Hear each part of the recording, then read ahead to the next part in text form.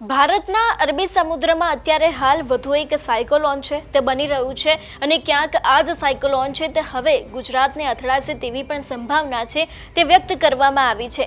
જો વાત કરવામાં આવે વેધર અપડેટ વિશેની તો ખાસ કરીને જે ગુજરાતમાં અત્યારે હાલ કમોસમી વરસાદ પડી રહ્યો છે, પરંતુ હવે ગુજરાત ઉપર ક્યાંક વાવાઝોડાની પણ આફત આવી શકે છે તેવી પણ શક્યતાઓ લાગી રહી છે। નમસ્કાર, હું હંસિની અને તમે જોઈ રહ્યા છો નિર્ભય ન્યૂઝ। આજે વિંડીના માધ્યમથી સમજવું છે કે અત્યારે હાલ સાયક્લોન ક્યાં પહોંચ્યું છે, એટલું જ નહીં આ સાયક્લોન ક્યાં બની રહ્યું છે અને ગુજરાતમાં તેની ટકરાવવાની સંભાવના કેટલી છે। જો વાત કરવામાં આવે સૌથી પહેલાં તો વિંડીના માધ્યમથી સમજી લઈએ કે જે અરબી સમુદ્રનો ભાગ છે અહીં આખું સાયક્લોન છે તે બની રહ્યું છે। ખાસ કરીને 18 તારીખની જો વાત કરવામાં આવે એટલે કે કાલના દિવસની, તો વિશાખાપટ્ટનમની આસપાસના જેટલા પણ આ તટીય વિસ્તાર છે, મદુરાઈ છે, બેંગ્લોર છે, એ દરેક જગ્યાએ ક્યાંક ને ક્યાંક આની અસર થઈ રહી છે। અને ખાસ કરીને જો વાત કરવામાં આવે બોમ્બેની, તો આ જ સાયક્લોનને કારણે ક્યાંક મુંબઈમાં પણ વરસાદ જોવા મળી રહ્યો છે। જો વાત કરવામાં આવે ધીરે ધીરે એના આગળના દિવસોની, તો હવે આ જે સાયક્લોન છે તે વધારે મજબૂત થઈ રહ્યું છે અને ધીરે ધીરે એ હવે આગળ વધી રહ્યું હોય એવી પણ ક્યાંક શક્યતાઓ દેખાઈ રહી છે। એટલે કે અરબી સમુદ્રમાં આજે અત્યારે હાલ સાયક્લોનની સિસ્ટમ બની છે તે પણ હવે વધારે ને વધારે ક્યાંક સક્રિય બનતી હોય એવું પણ લાગી રહ્યું છે। એટલે ખાસ કરીને આપણે જોતા આવ્યા છે કે છેલ્લા ઘણા સમયથી જે કમોસમી વરસાદ ગુજરાતમાં તો પડી રહ્યો છે, પરંતુ હવે એક વધુ સાયક્લોન છે એનું પણ આફત આવી રહી છે।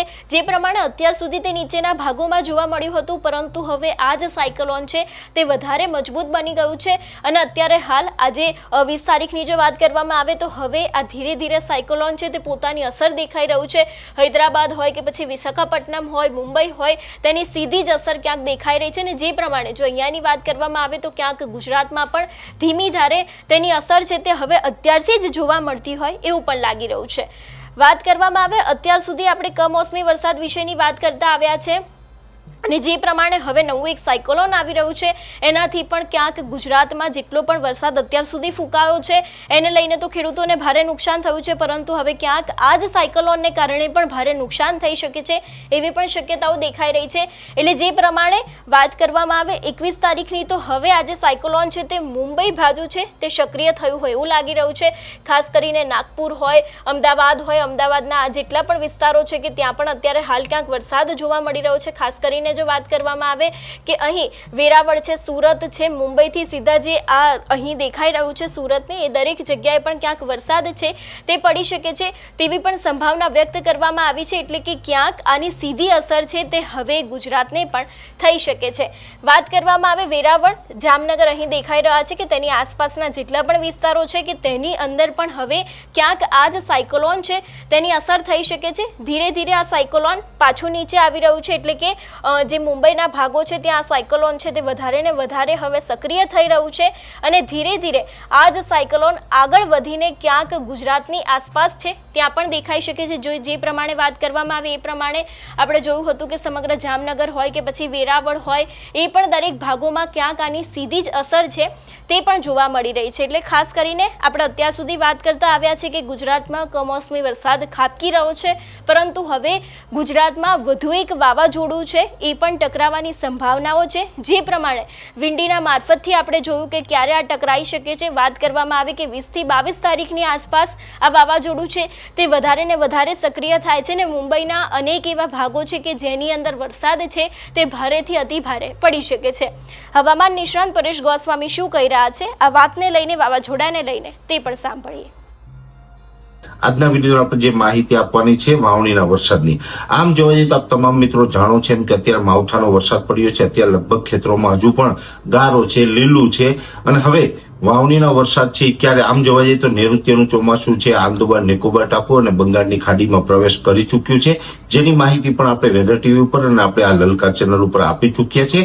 પણ ખાસ કરીને અત્યારે જે માહિતી આપવાની છે એ મુજબ જોવા જઈએ તો આપણે લગભગ હવે ટૂંક સમયની અંદર અને ઘણા ટાઈમથી આપણે વેધર ટીવી પર જણાવતા હતા એમ 15 મે થી લઈને 15 જૂન વચ્ચે કદાચ એક વાવાઝોડું બની શકે છે. જો કે વાવાઝોડું છે બંગાળની ખાડીમાં પણ બની શકે એમ છે અને અરબ સાગરમાં પણ બની શકે એમ છે. ઘણા બધા મોડેલો છે એ પણ અત્યારે બતાવી રહ્યા છે. જો કે બંગાળની ખાડીની અંદર વાવાઝોડું બને તો એની ડાયરેક્ટ અસર ગુજરાતને ન થતી હોય, પણ અરબ સાગરની અંદર વાવાઝોડું બને તો એની અસર ડાયરેક્ટ ગુજરાતને થતી હોય છે. ઘણી વખત એવું પણ બનેલું છે કે વાવાઝોડાને કારણે પણ ગુજરાતમાં વાવણી થયેલી છે, જેની અંદર વાયુ વાવાઝોડાને કારણે પણ વાવણી થઈ હતી. ગયા વર્ષે આપણે બિપરજોય વાવાઝોડાને કારણે પણ વાવણી થઈ હતી અને ખાસ કરીને 17 મે 2021 ના રોજ તાઉતે નામનું વાવાઝોડું આવ્યું હતું. એ વાવાઝોડાને કારણે પણ અનેક વિસ્તારોની અંદર વાવણીનો વરસાદ થયો હતો અને વાવેતર થયું હતું. એટલે ઘણી વખત એવું બનતું હોય છે કે નૈઋત્યનું ચોમાસું આવે એ પહેલા વાવાઝોડું આવે ને વાવાઝોડાને કારણે પણ વાવણી થતી હોય છે. જો કે અત્યારે આપણે કોઈ ફાઇનલ એવી આગાહી નથી કે વાવાઝોડું આવશે, પણ અત્યારે વાવાઝોડું એટલે કે જે સાયક્લોન જે આપણે બનતા હોય છે, જેને આપણે પ્રી મોન્સૂન સાયક્લોન કહેવામાં આવે છે, અત્યારે પ્રી મોન્સૂન સાયક્લોનની સિઝન પણ ચાલી રહી છે.